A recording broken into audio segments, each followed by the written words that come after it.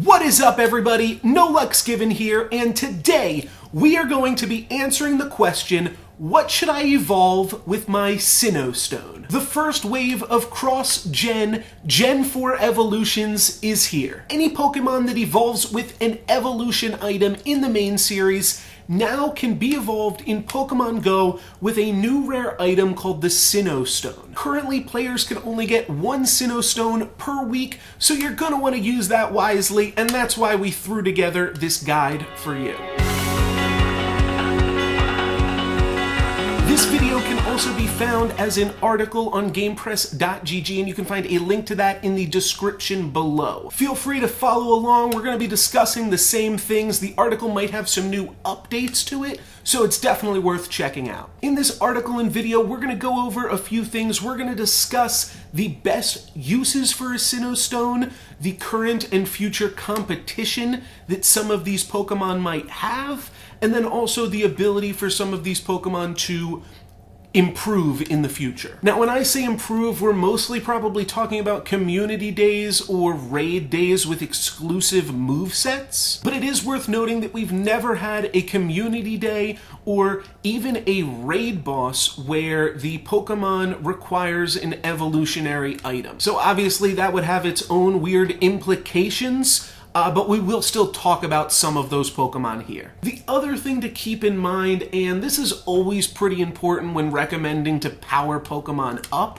but this is especially important when we have rare resources required. Basically, we never recommend spending any resources in Pokemon Go unless you want to or need to. Electabuzz looks great on paper, but if we get Heatran tomorrow and you're looking for more Heatran counters, you're going to wish that you evolved a Rhyperior. That's always something that we recommend, is saving your resources until you need to or want to. You know, go ahead, do whatever you find fun. But even if you're looking at our attackers tier list, that's with in mind, you know, save your resources until it's necessary to power things up, or in this case, evolve them. The first grouping of Pokemon that we're going to look at are our top options for the Sinnoh Stone. What it's going to come down to is, do you already have some of the other competitors for this Pokemon? We'll go into the competitors for all of these top options, and it is just worth to keep in mind, okay,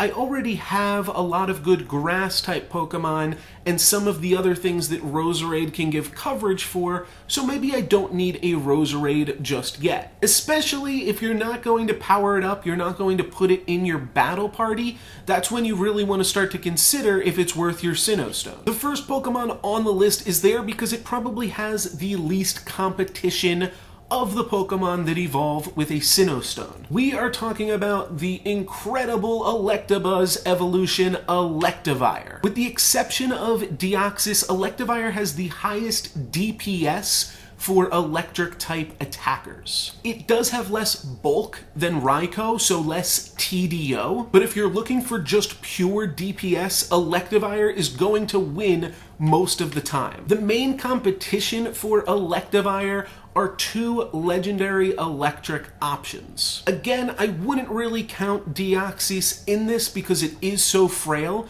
but Raikou and Zapdos, if you already have some of those, especially Zapdos with its exclusive Raid Day move, then you may want to reconsider using your Sinnoh Stone on Electivire. The other really big drawback to Electivire is there aren't any planned Tier 5 legendary raid bosses coming up that should be weak to electric attacks. So Electivire is going to be really good if you want an electric type Pokemon for gym clearing and tier 3 and 4 raids, but don't expect it to be super useful in tier 5 raids really anytime soon. So no competition, but not as much usefulness as some of the Pokemon. No competition is why it gets that top slot, but you do have to make that decision for yourself. The other thing, as far as exclusive movesets go, Electivire already has Wild Charge, so there's nothing to worry about there. It also just got Shiny Elekid with this Hatchathon event. And there's a baby Pokemon involved. I really wouldn't expect to see an Electivire Community Day or raid day anytime soon. There's not much room for improvement, and it's already at the top of the chart. So I don't think that it needs it, and I don't think that should stop you from using your Sinnoh Stone here. Next up is the Grass Poison type Roserade that evolves from Rosalia. Roserade sits atop the Grass DPS charts, though it does face competition from Frenzy Plant Venusaur and will be outclassed by Frenzy Plant Sceptile in the future. The competition that Roserade faces from Venusaur is because it uses the 1-bar Solar Beam, and it's a pretty frail Pokemon, which means that it won't always get to finish charging up and firing off that full-powered Solar Beam. Grass is a pretty useful attacking type overall, but against water Pokemon it faces competition from electric types that we've previously mentioned, including Electivire, and against ground and rock Pokemon it's also going to face competition from water types like Kyogre and Gyarados. If you have sunny weather, Roserade is a clear winner, other than, of course, that Frenzy Plant Venusaur, which is just going to be able to use more charge moves. Now, Roserade also boasts the top poison DPS in Pokemon Go. This time, you're going to be looking for cloudy weather, otherwise things like Meteor Mash Metagross against fairy types, or fire-type Pokemon against grass types are going to be able to out-DPS Roserade. So Roserade has a lot of competition, but can separate itself with unique weathers, and one thing that makes Roserade an extremely safe bet is nothing is going to dethorn it as a poison-type Pokemon until a legendary in Generation 7. It's also got a baby Pokemon and a shiny Pokemon. It was featured in a mini-event weekend, so I would not expect a community day or raid day for Roserade either. All in all, Roserade is an extremely good use of your Sinnoh Stone, especially if you can make use of some of those weather patterns, and there's been a lot of debate. A lot of people are going to have Roserade as their top Pokemon to evolve with a Sinnoh Stone. It's really good and definitely worth consideration. The next top counter, a small step down, is Weavile. Weavile currently has the highest Dark type DPS, but it is always going to be competing with the top ghost types like Gengar, Banette, and Mewtwo with Legacy Shadow Ball. Weavile can get a little bit more survivability because of its unique typing in certain matchups, but if you really want a higher TDO, well, you probably already have a bunch of Dark type Tyranitar powered up, and if you do, you might not be willing to evolve and power up a Weavile. Weavile does have higher DPS, and there's a bigger gap between Weavile and Tyranitar than there is between, say, Roserade and Venusaur, or Electivire and Raikou. So a lot of hardcore players will find themselves wanting Weavile, but these are also the same players that might also have an army of Tyranitar powered up. There's also a Gen 5 mythical, which might be a mythical or a legendary Pokemon, we don't know yet, but it's really good, and it is going to be better than Weavile in both DPS and TDO, so that's coming soon. On the ice side of things, Weavile also looks really good, and if Rayquaza comes back tomorrow, Weavile is going to be the top counter to it. Because we have both of these options, we don't know when we're going to get Darkrai, we don't know when we're going to get Mamoswine. Regardless, if you use your Sinnoh Stone on a Weavile, chances are it's going to have some utility. Again, you can wait until something is relevant that means that you should power it up, but it's a pretty safe investment from either sides of that coin. Now, on the ice side of things, Weavile is going to very quickly get outclassed when we get Mamoswine. Same thing, it will be better in TDO and DPS. Some other competitions for Weavile are Jinx, and then Ice Beam Mewtwo and Rayquaza, both of which remain great uses of your other resources, Stardust and Rare Candy. Glaceon's a little bit more bulky, a little bit less TDO, but a lot more common in most biomes. For a lot of players, that's going to suffice. Maybe they'll get 1 or 2 Mamoswine 1 or 2 Glaceon and then a Rayquaza and a Mewtwo, something like that. And for those reasons, Weavile might not find a spot on your teams. However, again, Rayquaza comes out tomorrow.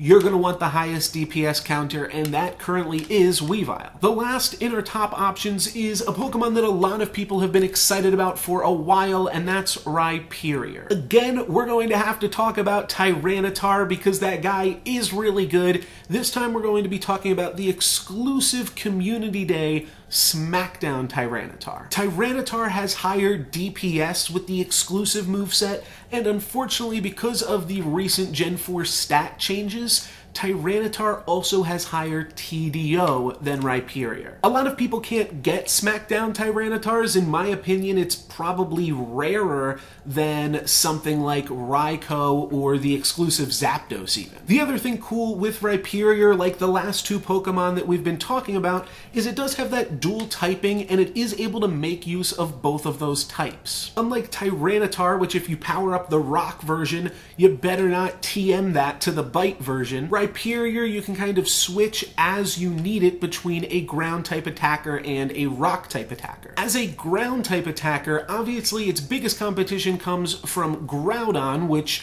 surpasses it again in both DPS and TDO. And the other option's kind of funny. You can also just not use your Sinnoh Stone and continue to use Rhydon. A Rhydon is going to be about 93% as good as a Rhyperior, and for some people that might not be worth the Sinnoh Stone.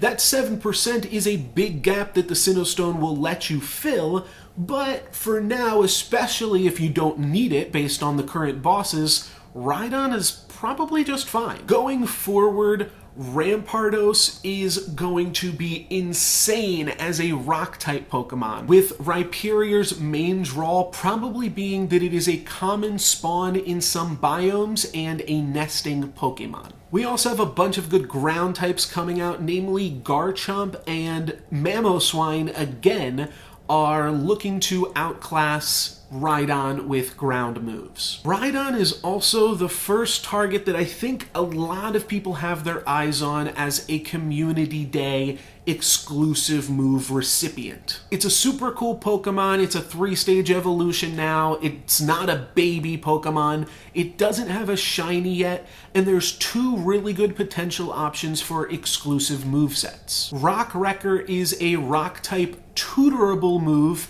and for those of you that don't know what that means, it's basically the equivalent of a Frenzy Plant, Hydro Cannon, or Blast Burn in the main series games. There's also a move called Earth Power, which doesn't yet have stats tied to it, but it has been found in the network traffic for Pokemon Go. So with both of those options, a lot of people are thinking this could be a great Community Day Pokemon. One kind of saving grace here is say you evolve your Rhydon and then they release Earth Power. Well, you can TM your Rhyperior to rock moves, and then it won't be outclassed as much by this new moveset. In the same way, if we get Rock Wrecker, then your existing Rhyperior can become a ground-type Pokemon, and your new Rhyperiors can use the new move. This means any Rhyperior that you evolve right now won't feel as useless in the same way that Tyranitar wasn't completely outclassed when it got a new moveset for its Community Day. The next string of Pokemon are what we're calling the Benchwarmers. Basically, these Pokemon are never going to be your top counters, but they're passable Pokemon.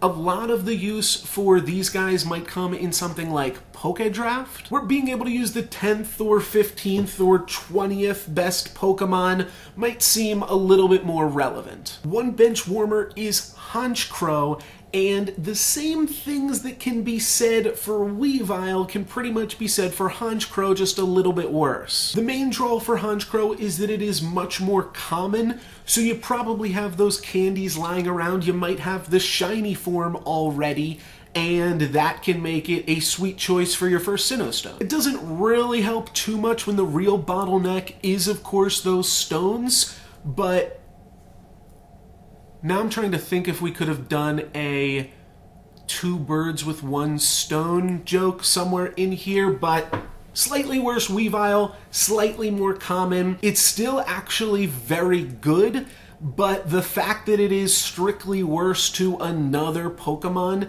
that requires the same evolutionary item lends to some awkwardness. It's also the best non-legendary flying attacker. There's not really a use for flying type Pokemon either. We can look at something like Breloom counters and see that Honchkrow comes in as the top non-legendary option. At the same time, if you do anything that isn't double weak to flying, Breloom being double weak because it's both grass and fighting, but if you do just a fighting type Pokemon, your psychic types are going to be a lot better, and if you do just a grass type Pokemon, then your fire types are going to be a lot better in that instance. So those competitors are all pretty serious. I don't really think that you want to be evolving Murkrow for that flying purpose, but again, something like Pokédraft, maybe it's an okay pickup. As far as exclusive moves in the future, I think Murkrow's a pretty interesting one. So Murkrow got its shiny form for April Fools of 2018. And because of this, like I've been saying with most of the Pokemon, it already has its shiny, it's probably not going to get a community day, except wouldn't that be an even better prank?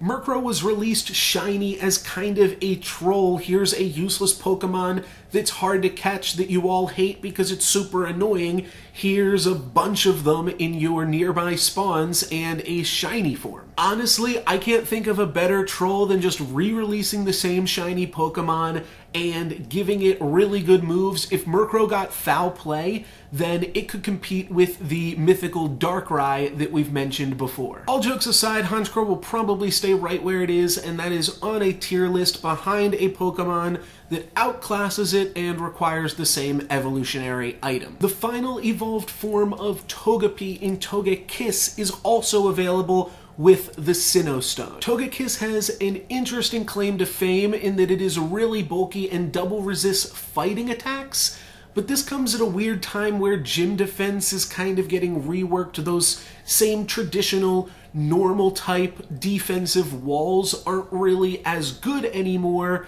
so do you really need to counteract the Machamp as a fighting type gym attacker? Togekiss didn't come with a fairy fast move like we were hoping. There's no hidden power fairy, though hidden power does have some interesting implications as far as both Pokédraft and general utility. With Air Slash Dazzling Gleam, though, it's really not a great Machamp counter. Which is something that, like I was just saying, you would maybe expect it to be. The ranking does improve significantly in cloudy weather, but that alone, I'm not sure if it's too great. Still, just the fact that it's a Machamp counter is going to mean that it's a reasonable Pokédraft pick, but it's not super great outside of that. It's also a relatively expensive investment.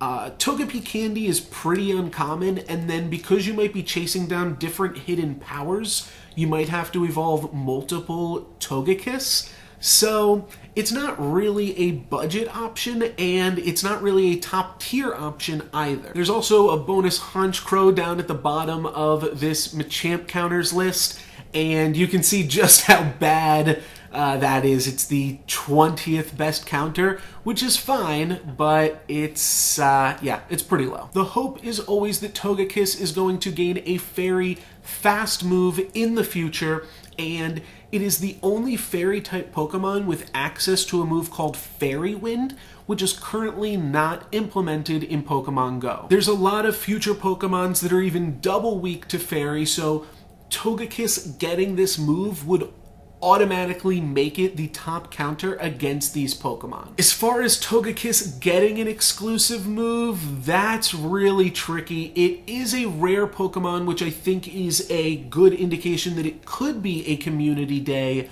Pokemon, but it already has its shiny released, and then there's this weird issue where do you make Togepi the event Pokemon, which is never spawned in the wild because it's a baby Pokemon, or do you put Togetic out in the wild and then people can't get Togepi, and then you have all of these. So it would be Togepi. That's the more recognizable Pokemon, but that's kind of crazy because that Pokemon has never spawned in the wild before. One other Pokemon bringing the heat on the bench with the other bench warmers is Magmortar. Magmortar got pretty bad moves just like Heatran, which significantly hampers its ability to be a good fire-type Pokemon.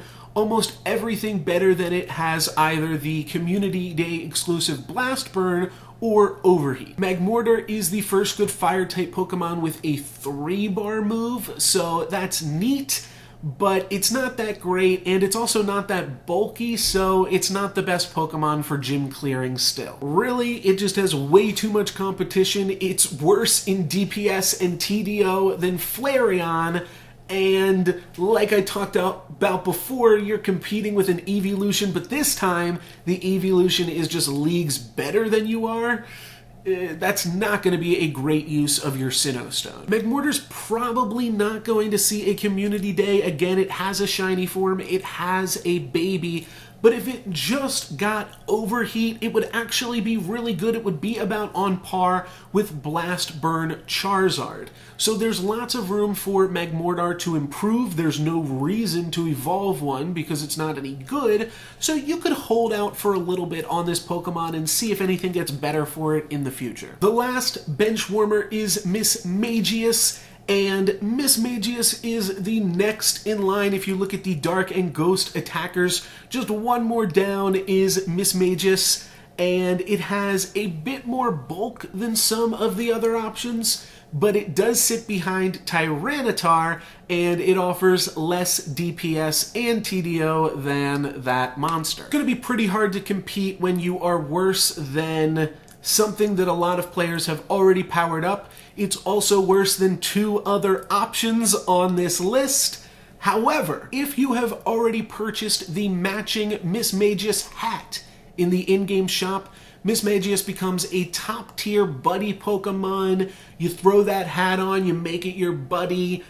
So there's a reason to use your Sinnoh Stone there on Misdreavus. Looking forward, it can't learn Lick, it can't learn Shadow Claw. Even if it did, it would only be about as good as Sharpedo, and yeah, there's no saving this guy. It is still a passable attacker, something that you could use again in a Poké Draft, but it's definitely the worst of all of these Benchwarmer options. But it's still a little bit better than just a Dex filler. It's a cool buddy Pokemon.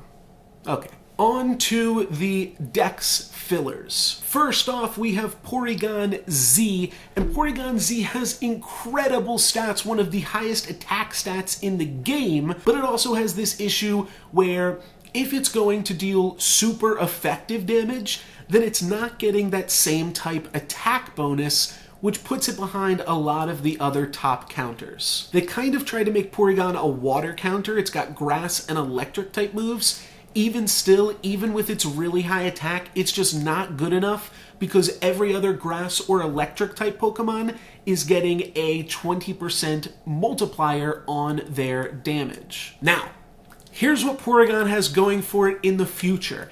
It was a 10-kilometer egg.